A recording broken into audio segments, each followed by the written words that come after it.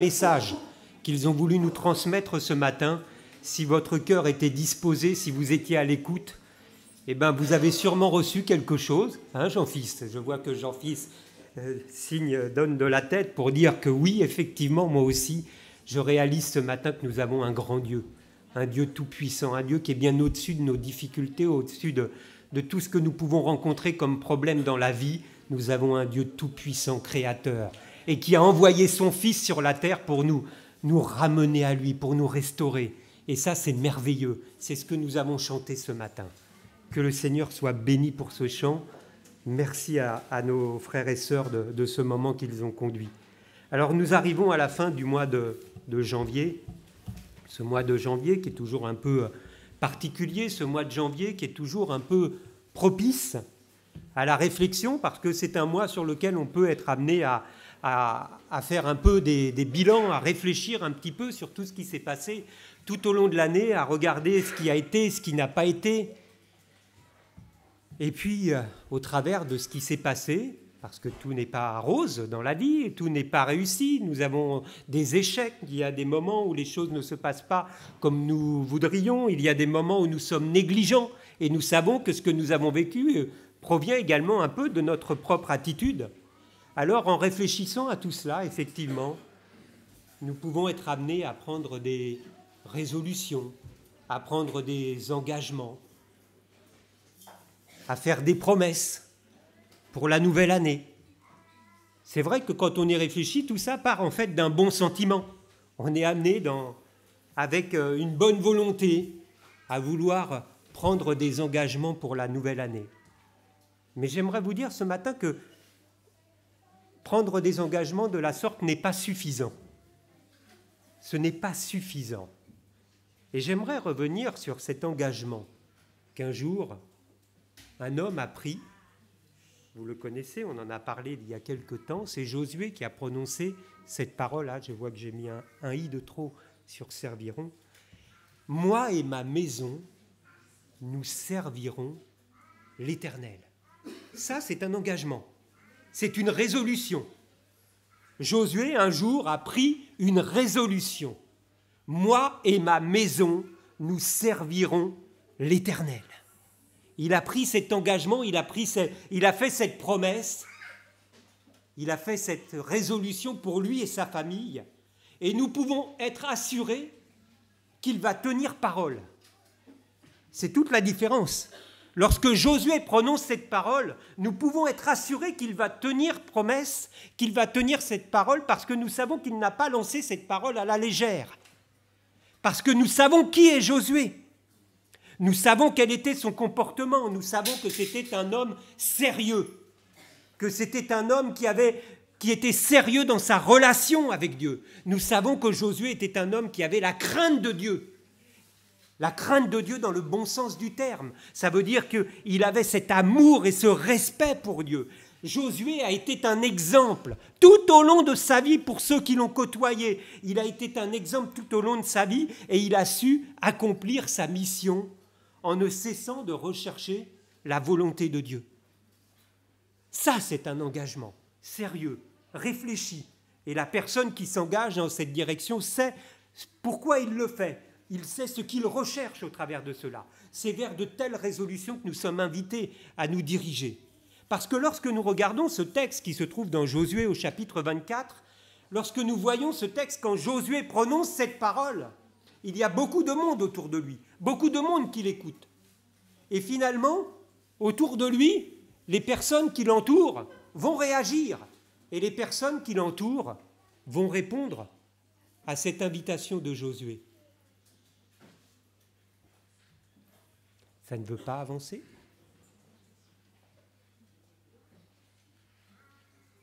Ils vont répondre à cet appel de Josué. Nous aussi, nous servirons l'Éternel. Nous aussi, nous servirons l'Éternel. Mais prenons garde, frères et sœurs, parce que nous pouvons prononcer des paroles, quelquefois dans un élan positif, dans un contexte particulier. Quand il y a une atmosphère, on est prêt à tout dans une certaine atmosphère. Vous voyez, ce matin, la louange a été vraiment réjouissante. Et dans ce contexte, nous pouvons être amenés quelquefois à prononcer des paroles, à prendre des engagements. Eux-mêmes vont prendre cet engagement et ils vont répondre à Josué, nous aussi, nous servirons l'Éternel, parce que Josué venait de les exhorter. Il venait d'exhorter le peuple à veiller sur ses voies, à appliquer les commandements de Dieu, à aimer Dieu avec sincérité. Alors oui, ils vont répondre comme cela, un peu comme cette parabole du semeur. Vous savez, cette parabole que Jésus cite dans les évangiles, où lorsqu'il sème cette parole, certains la reçoivent avec joie, avec entrain. Et puis, dès la première difficulté, ils se refroidissent, ils ne persévèrent pas. Les difficultés arrivant, les soucis, ils s'éloignent progressivement de leur engagement, de la résolution qu'ils avaient faite. Et en agissant ainsi, frères et sœurs, en prenant des engagements sous l'influence, sous le contexte, l'atmosphère du moment, nous nous faisons du tort à nous-mêmes. C'est ce que dit Josué dans ce texte. Josué leur dit, mais attention, vous êtes témoins contre vous-même. Vous êtes en train de prendre un engagement, il va même plus loin, il est en train de le dire, vous prenez un engagement que vous n'aurez même pas la force de tenir. C'est fort ça. Il est en train de les exhorter, il est en train de les inviter, ils réagissent positivement et pour autant il est capable de leur dire, vous n'aurez pas la force de tenir votre engagement parce que Josué connaissait le cœur, l'attitude, le comportement des personnes qui étaient devant lui. Il était capable de dire, mais non, ce n'est pas, il vous manque encore quelque chose. Parce qu'il ne suffit pas de comprendre, il ne suffit pas de prononcer des paroles d'engagement, ce n'est pas simplement des paroles qu'il convient. Il faut bien aller bien au-delà de cela. Alors comme ils vont lui dire, mais si, nous servirons l'Éternel. Alors Josué va leur dire tout simplement, alors commencez par ôter les dieux étrangers de vos vies. Puisque vous manifestez le désir de vouloir suivre et de servir Dieu, commencez par ôter de vos vies ce qui vous empêche de servir Dieu. Et oui, il ne suffit pas de prononcer des paroles. Si nous voulons servir l'Éternel, c'est la meilleure des choses que nous pouvons faire. Mais réalisons bien que s'il y a des choses dans nos vies qui nous empêchent de le servir, il faut premièrement commencer par ôter ces choses-là. Et quand Josué va leur répondre cela, que vont-ils dire ? Encore, ils vont dire à nouveau, nous servirons l'Éternel. Que répondons-nous ce matin ? Que répondons-nous ? Voulons-nous servir l'Éternel ? Mais selon la façon dont Dieu nous demande de le servir, pas juste dans un élan, dans une atmosphère particulière. Parce que servir Dieu, cela implique une discipline que Josué avait adoptée pour sa propre vie. La discipline dont Paul nous parle à plusieurs reprises dans les épîtres, lorsqu'il nous parle de cet athlète qui est amené à traiter durement son corps. Ne nous trompons pas par de faux raisonnements. Si nous voulons servir Dieu, nous devons mettre en pratique la parole de Dieu dans notre vie. Il n'y a pas de possibilité de servir Dieu sans mettre en pratique la parole de Dieu dans ma vie, dans votre vie. Si nous voulons voir les promesses de Dieu se réaliser, si nous voulons connaître le repos que Dieu a prévu pour nos vies, nous devons mettre en pratique la parole de Dieu. Et le problème avec le peuple d'Israël, et vous savez, le peuple d'Israël, la Bible nous le dit, c'est une image de l'Église. Le peuple d'Israël est une image de nos propres comportements. Le peuple d'Israël vivait dans l'illusion. Il vivait dans l'illusion tout en étant au bénéfice de Josué, au bénéfice du sérieux de Josué. Tant que le sérieux de Josué était à côté d'eux, ils étaient gardés. Mais eux-mêmes, individuellement, ils vivaient dans l'illusion. Alors je vous invite, chacun pour notre part ce matin, à nous interroger sur l'état de notre propre relation avec Dieu.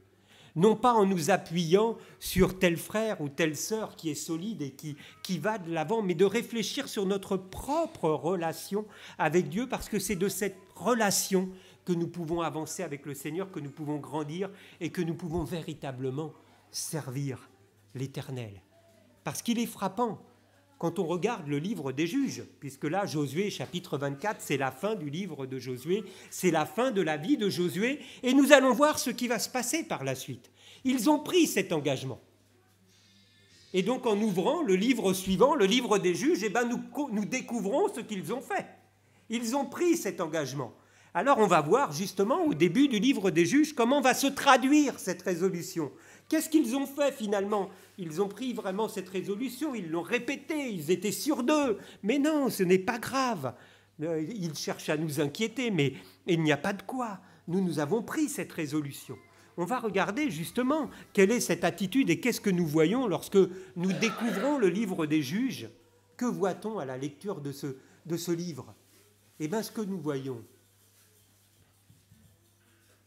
ça va apparaître. Soyez un peu patients. Nous voyons, à la suite l'un de l'autre, une génération victorieuse.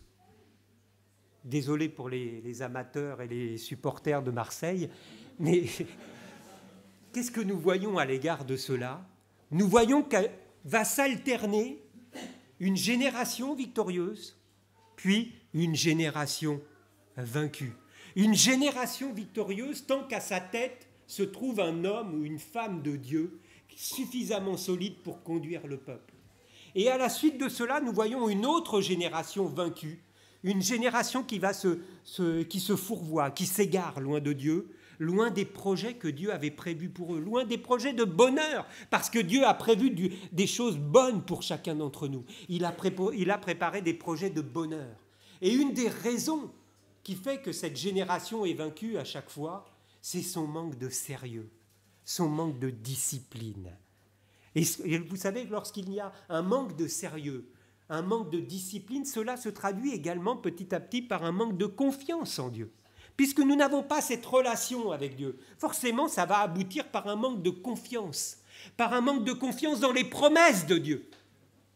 Et tout cela s'enchaîne. C'est un enchaînement qui fait que petit à petit, les choses ne vont plus comme nous voudrions et qu'elles ne vont surtout plus comme Dieu voudrait que les choses aillent dans notre vie. Pourtant, lorsque nous lisons le début du livre des juges, nous voyons que le peuple va consulter l'Éternel. Le peuple va consulter Dieu pour savoir quoi faire. Et ce qui est frappant dans ce chapitre 1 du livre des juges, c'est que Dieu leur répond qu'il sera avec eux.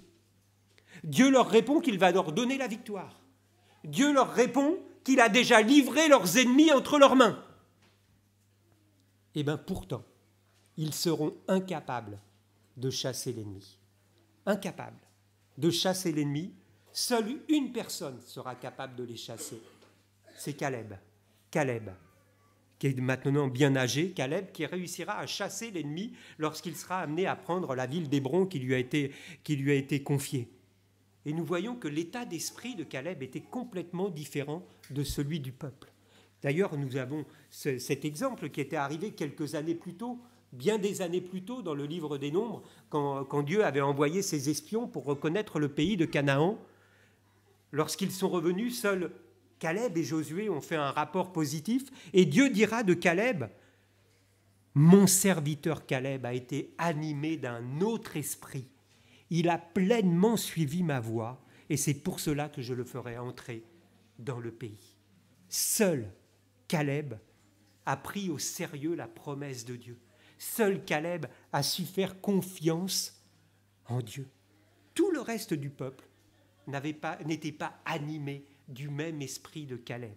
Et ce qui est frappant lorsqu'on lit le début du livre des juges, c'est qu'aucune des tribus ne sera capable de chasser les ennemis. Aucune des tribus ne sera capable de chasser les habitants du pays. Oh, pourtant, ils vont prendre possession du pays.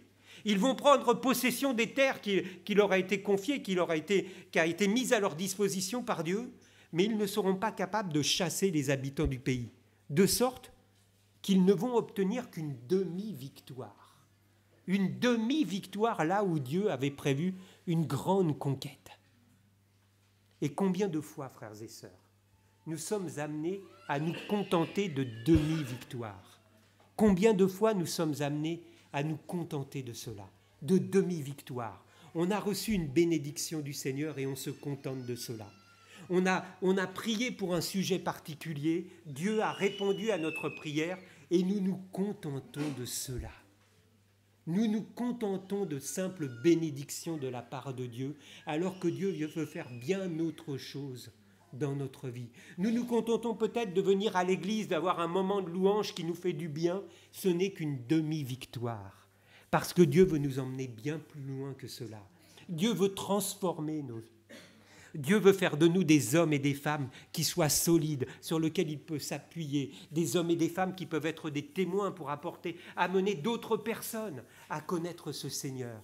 Combien de fois nous nous contentons de demi-victoire parce que nous n'avons pas compris le projet de Dieu pour notre vie.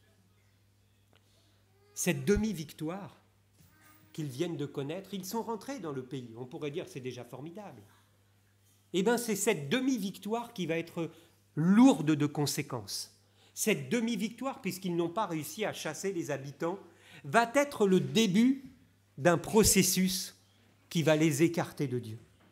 En n'accomplissant pas la volonté de Dieu, contrairement à ce qu'a toujours fait Josué. Lorsqu'on lit le livre de Josué, on s'aperçoit que Josué n'a jamais eu de cesse d'accomplir à la lettre la volonté de Dieu. Le peuple qui lui a succédé ne vont pas avoir la même attitude. Et à cause de cela, parce qu'ils n'ont pas accompli la volonté de Dieu, en n'allant pas au bout de la victoire, promise, préparée, annoncée par Dieu, eh bien, ils vont peut-être petit à petit se compromettre avec leur ennemi. Puisqu'il nous est dit dans le texte que leur ennemi habitait au milieu d'eux. Ils ont pris possession du pays, mais l'ennemi était au milieu d'eux. Et à cause de cette désobéissance, finalement, les dieux de leurs ennemis vont petit à petit devenir pour eux un piège. Ils vont devenir un piège et ils vont se détourner progressivement des commandements de Dieu. En fait, nous voyons au travers de cela que le peuple n'a pas pris au sérieux les mises en garde que Dieu leur avait adressées. Ils ont estimé que ce n'était pas nécessaire d'aller aussi loin, qu'ils seraient suffisamment forts pour faire la part des choses. Mais finalement, ils ne vont pas tarder petit à petit à dresser des autels, à se prosterner devant les autres dieux. Comprenons bien l'image. Ces autres dieux, c'est tout ce qu'il y a dans ce monde qui nous entoure. Nous ne sommes peut-être pas en train de nous prosterner devant d'autres dieux, mais notre Dieu, ça peut être l'argent, ça peut être le jeu, ça peut être le sport, ça peut être tous les jeux vidéo dans lesquels on va passer tout son temps, ça peut être toutes sortes de choses. Tous ces dieux, ils étaient mélangés avec leurs ennemis. Et petit à petit, tout ce qui était autour d'eux les a écartés du programme de Dieu pour leur vie. Et vous voyez, au travers de cela, nous voyons que nous ne pouvons pas, si nous voulons servir l'Éternel, si nous voulons servir Dieu et être bénis en retour, nous ne pouvons pas choisir uniquement ce qui nous intéresse. Le programme de Dieu n'est pas un programme à la carte. Ah ben tiens, ça m'intéresse, ou ça m'intéresse. Oh, puis ça, non, ça c'est trop casse-pied, ça c'est trop impliquant. C'est pas comme ça que ça marche avec le Seigneur. Et c'est comme ça que le peuple d'Israël l'a vécu. C'est comme ça qu'ils ont fait, ils ont pris que ce qui les intéressait, ils ont fait un petit peu de tout, et ils se sont retrouvés complètement à côté de la plaque. Ils vont finalement rapidement adopter les coutumes, les pensées du peuple qui les entourait, au détriment évidemment de la parole de Dieu. Pourtant, ils avaient toujours une certaine connaissance de Dieu. Ils avaient toujours une certaine foi, mais leur foi finalement ne tenait plus qu'à un fil. Dans la tourmente, ils vont quand même crier à Dieu. Ils vont crier au Seigneur, ils vont lui demander sa grâce. Et c'est ce que nous voyons dans le livre des juges, ça se succède, c'est toujours la même chose. Dieu va leur envoyer un juge, il va susciter un juge, un libérateur. Le premier libérateur qu'il va susciter, c'est le frère de Caleb, Othniel. Et à chaque fois, le peuple retombe dans ces mêmes travers et commence à refaire ce qui déplaît à Dieu. En fait, on s'aperçoit que le peuple est incapable de mettre à profit l'exemple et de suivre la direction des juges. Ils sont incapables de comprendre qu'au travers de cet exemple, au travers de ce modèle, ils n'arrivent pas à utiliser ce modèle pour progresser avec Dieu. Et nous sommes amenés à nous poser les mêmes questions. Parce que, encore aujourd'hui, Dieu a fait des dons à son Église. À Israël, Dieu avait envoyé des juges pour les aider à marcher dans la bonne voie. Aujourd'hui encore, Dieu a fait des dons à l'Église. C'est ainsi que Dieu fait pour nous aider dans notre marche chrétienne. Aujourd'hui encore, Dieu a fait des dons à l'Église. Autrefois, il a donné des juges. Aujourd'hui, il donne des ministères. Il donne des ministères. Le texte nous parle des apôtres, des évangélistes, des pasteurs, docteurs. Mais Dieu donne des exemples dans l'Église. Il donne des hommes et des femmes qui peuvent nous guider, qui peuvent nous conduire dans cette marche. Pourquoi Dieu agit ainsi? Le texte nous le dit ici, dans ce que j'ai mis en jaune. Pourquoi Dieu donne de tels hommes et femmes autour de nous? Parce que Dieu a un projet, parce que Dieu a un plan. Dieu a un programme pour chacun d'entre nous. Et le programme de Dieu, il se trouve ici. Le but de Dieu, c'est notre perfectionnement. Il a donné les uns comme pour le perfectionnement des saints. Il a fait don de ces hommes pour que ceux qui appartiennent à Dieu soient rendus aptes à accomplir leur service en vue de la construction du corps de Christ, jusqu'à ce que nous soyons tous parvenus à l'unité de la foi, de la connaissance du Fils de Dieu, à l'état d'homme fait, à la mesure, à la stature parfaite de Christ. Nous voyons que le projet de Dieu, c'est de nous faire grandir. Le projet de Dieu, c'est que nous puissions croître dans la connaissance, que nous puissions devenir des hommes et des femmes à maturité. Dieu ne veut pas que nous restions des enfants. D'ailleurs, c'est une expression qui est reprise dans la Bible. Dieu ne veut pas que nous restions des enfants. Il veut que nous puissions grandir. C'est le but de Dieu, de nous amener à nous perfectionner, à devenir, à grandir, à ressembler au Seigneur Jésus. Et nous devons réaliser cela. Lorsque nous prononçons cette parole, nous servirons l'Éternel. Servir Dieu, c'est entrer dans ce programme. Servir Dieu, c'est entrer dans ce programme. Le but de Dieu n'est pas que nous soyons baptisés. Le but de Dieu, c'est de nous amener à la ressemblance de Christ. Le chrétien, quand il ne comprend pas, il a l'impression qu'il est arrivé au port lorsqu'il est baptisé. Le baptême n'est que le début de la marche avec le Seigneur. La marche avec le Seigneur, ce n'est pas de savoir qu'il y a quelqu'un qui veille sur nous. La marche avec Dieu, ce n'est pas de savoir que je peux prier Dieu et que Dieu va répondre à ma prière. La marche avec Dieu, c'est d'arriver à la stature parfaite de Christ. C'est de devenir des hommes et des femmes matures, pas des hommes et des femmes qui se contentent de prier Dieu quand les choses vont mal. Le peuple d'Israël a été incapable, tout au long de sa marche, de comprendre cela. Tout au long de la période des juges, ils ne l'ont jamais compris. Juge après juge, homme ou femme de Dieu mis à la tête du peuple, ils n'ont jamais compris cela. L'avons-nous compris? Avons-nous compris, frères et sœurs, que le projet de Dieu, ce n'est pas de faire de nous des assistés. Le but de Dieu n'est pas de faire de nous des hommes et des femmes qui vont prendre un moment de prière pour demander à Dieu de nous donner telle chose ou telle chose ou telle chose. Le but de Dieu, c'est de nous faire grandir, pour que Dieu puisse se servir de nous. Dieu a préparé des œuvres qu'il a préparées d'avance pour nous intégrer dans son projet. Où sommes-nous par rapport à cela? Sommes-nous comme le peuple d'Israël, toujours prêts à nous mélanger et à ne rien comprendre et à partir dans tous les sens? Le peuple d'Israël n'était pas du tout dans cette dynamique. Il n'était pas du tout dans cette recherche.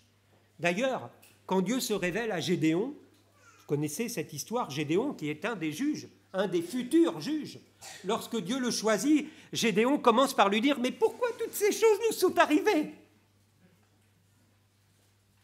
Mais il y avait tellement de choses qui empêchaient, qui les séparaient de la bénédiction. Gédéon va lui dire « Mais où sont tous les prodiges d'antan ?» Mais comment voulez-vous qu'il y ait des prodiges? Même quand Dieu faisait quelque chose, ils étaient incapables d'en se rendre compte. Quand Dieu leur a livré les ennemis, ils ont été incapables de chasser l'ennemi. Il n'y avait plus de prodiges, parce qu'ils n'étaient plus prêts à écouter Dieu. Ils n'étaient plus prêts à recevoir la direction de Dieu. Ça veut dire qu'au travers de cela, frères et sœurs, nous ne pouvons pas faire les choses à moitié. C'est un grand danger qui nous guette. Nous ne pouvons pas faire les choses à moitié.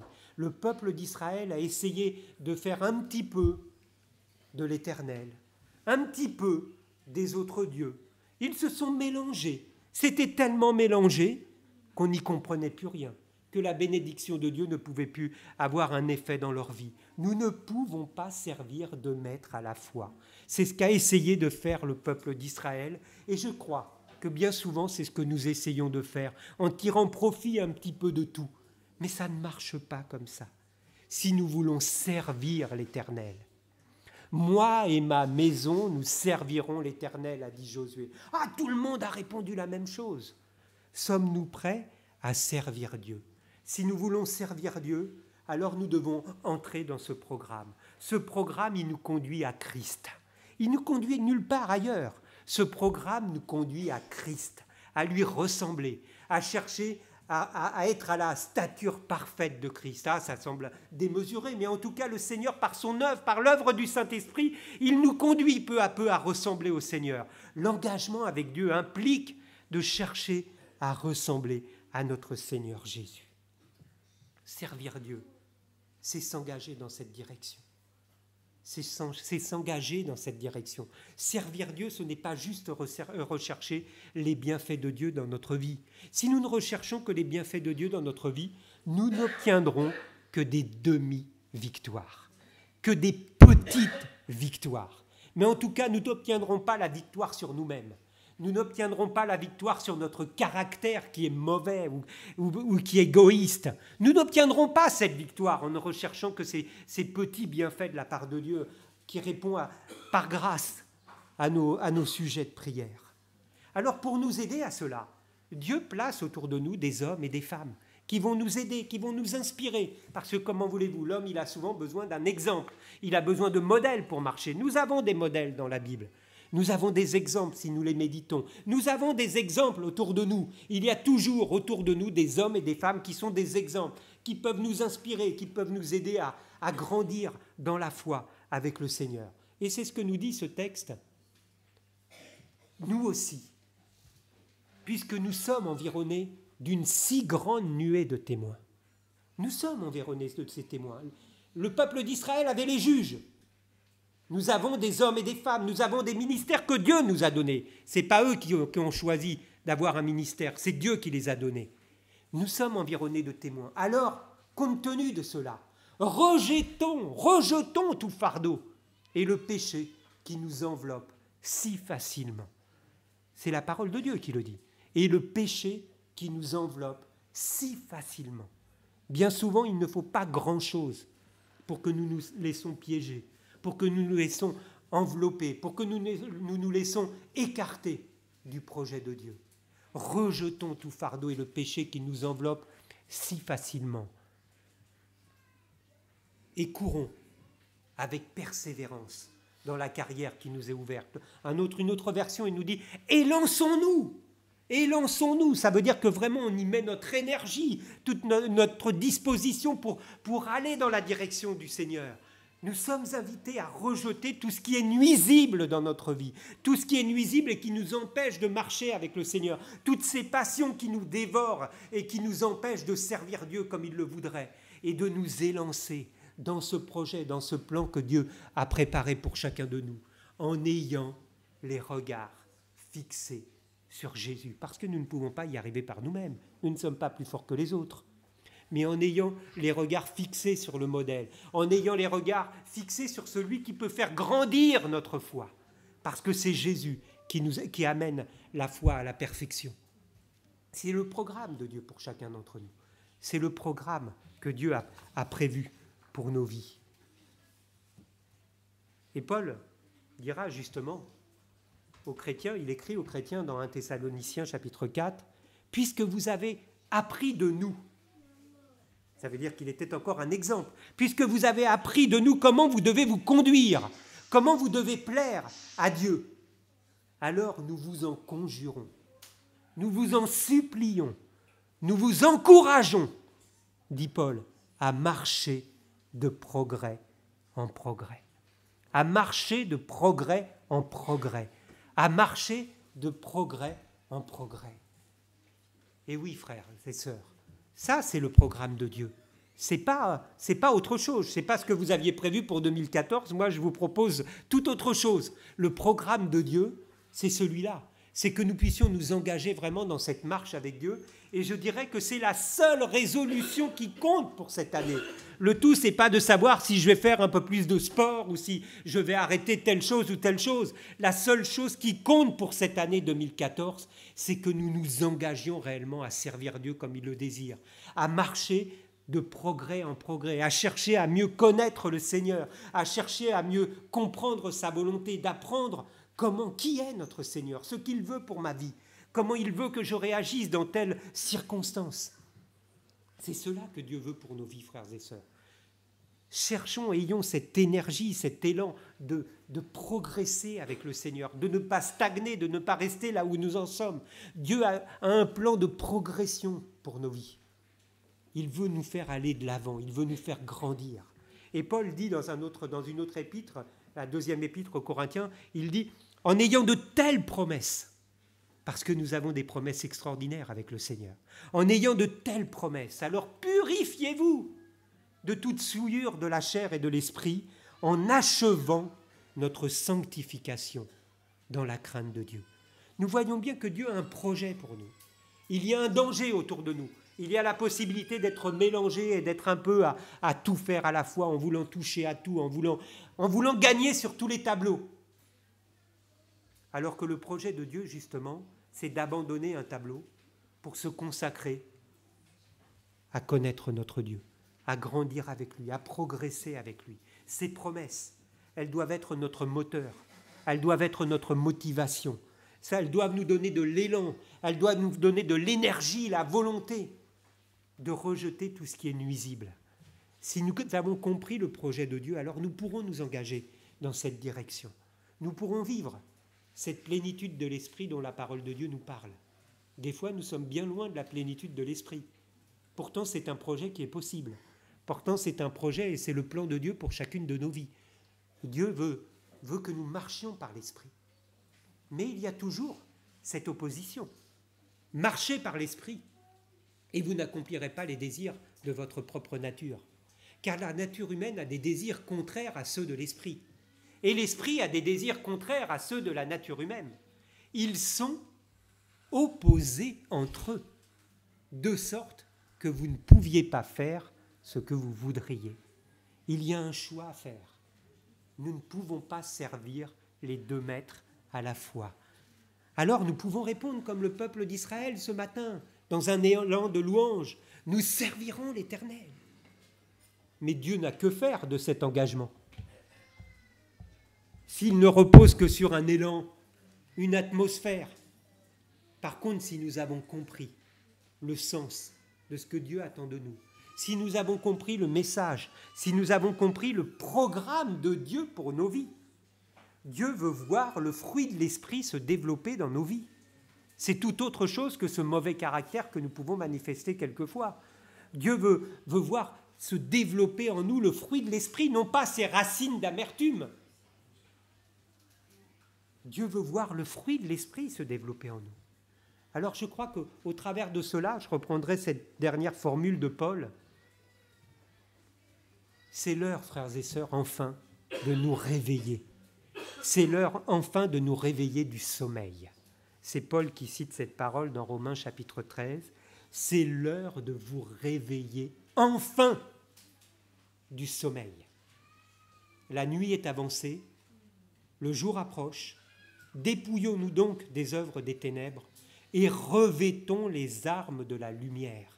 Revêtez-vous du Seigneur Jésus-Christ. Nous sommes chrétiens, nous nous sommes engagés pour le Seigneur. Allons jusqu'au bout de la démarche. Ne venons pas juste le dimanche pour une question de bonne conscience. Ne prenons pas un moment dans la semaine pour prier quand c'est une catastrophe, juste pour apporter quelques sujets de prière. Que le Seigneur me bénisse, que le Seigneur me bénisse. Mais ne vous inquiétez pas, le Seigneur vous bénira. Si vous marchez avec le Seigneur vous bénira. Il n'y a pas besoin de demander cela. Dieu sait qu'il veut nous bénir, il l'a promis. Il nous bénira.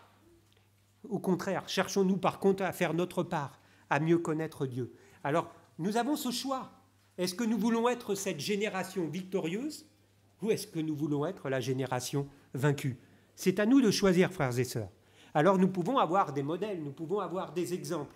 Mais en tout cas, individuellement, nous avons à choisir de quelle génération nous voulons être. Est-ce que nous voulons être de la génération victorieuse ou est-ce que nous voulons encore et encore être de la génération vaincue? C'est à nous de saisir les promesses de Dieu. C'est à nous de saisir les promesses de Dieu. Il n'y a qu'une seule résolution à prendre pour cette nouvelle année. Une seule.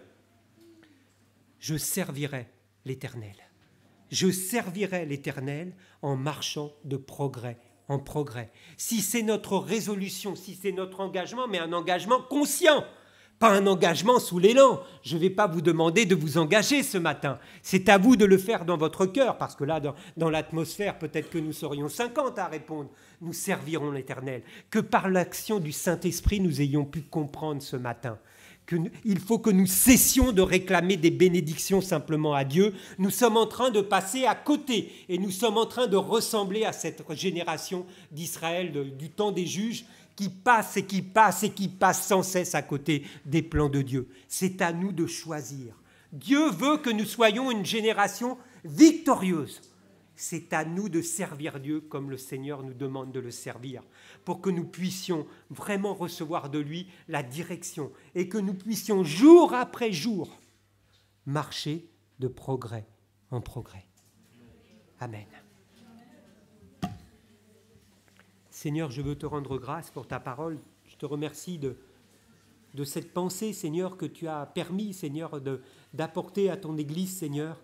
Maintenant, mon Dieu, je te demande par ta grâce vraiment de visiter nos esprits, chacun d'entre nous, Seigneur.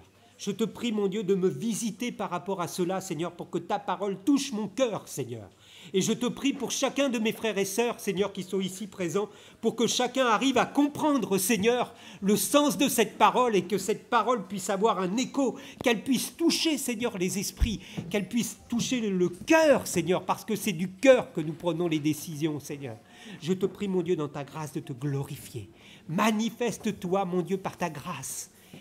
Glorifie-toi, Père. Que ton esprit travaille les cœurs, Seigneur. Que ton esprit travaille nos cœurs, Seigneur, pour que nous puissions comprendre et que nous puissions nous engager dans la bonne direction, non pas sous un coup, sous un effet particulier, Seigneur, mais consciemment, parce que nous voulons entrer dans tes projets. Amen.